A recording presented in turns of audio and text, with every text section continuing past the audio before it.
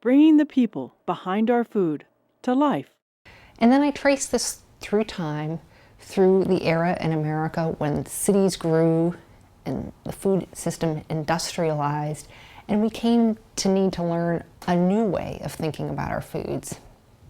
It was kind of interesting because just about the time that the food system industrialized and it became unappetizing to know about how foods were actually made, that's exactly the time that the advertising industry kind of came into being and really cut its teeth helping to ease Americans into new and more appealing and appetizing ways to know about our foods. You know, the task of feeding huge urban populations drove a lot of innovation and technological transformations in how our foods could be produced.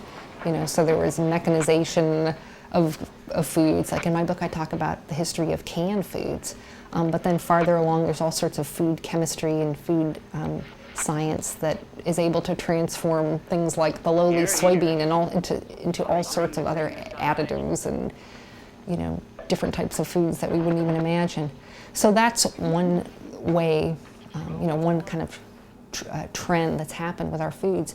In my book, I don't really focus on kind of the technology per se. I was much more interested in people's responses to the technology.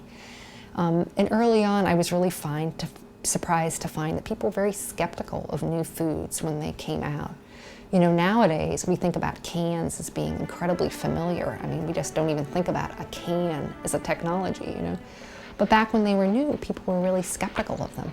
And if you think about it, for perspective, before cans, foods were leafy and green and fleshy and earthy. You know, you could really see them and smell them and use your senses to evaluate them. But cans concealed the foods in their shiny armor and made it difficult to know what you were getting. Need some peas. And so, and in fact, when cans were new, there were lots of problems with them. One person found the whole head of a rooster in a can. As Americans, we had to learn to use this new technology and to appreciate it, and that's where advertising comes in. At the outset, advertising and basic promotion told people what they always expected to know about their foods, where they came from and how they were grown.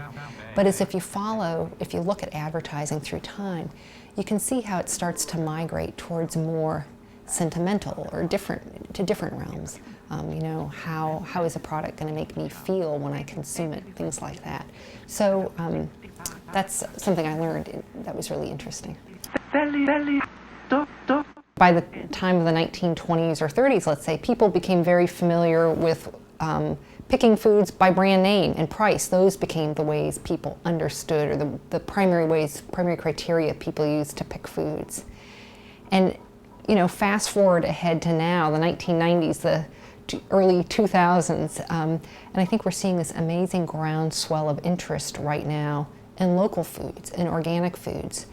And I think it's because people are increasingly concerned about what's in their food, how food production affects the environment. And so we're now starting to learn a new kitchen literacy where people are realizing that what we eat is connected to real people and real places and the well-being of the environment. And they're trying to make connections, trying to integrate, trying to see how their own eating is linked to all these things.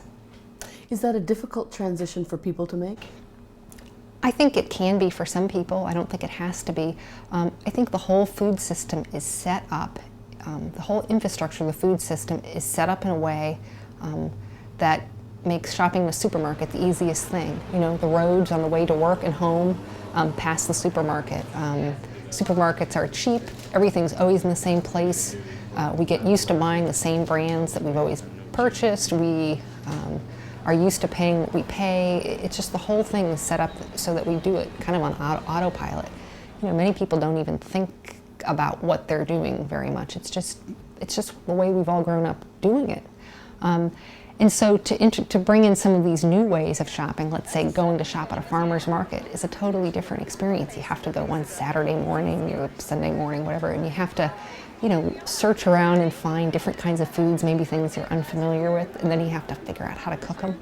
So for some people that may seem like a challenge, but for other people they find it to be a really satisfying and interesting adventure. And I found it to be really fun myself. Ciao. But in fact, it's not a new way at all, is it? Right, no. It isn't a new way, you're right, if we think about history in a circular way, but it's a way that we haven't been shopping for a long time.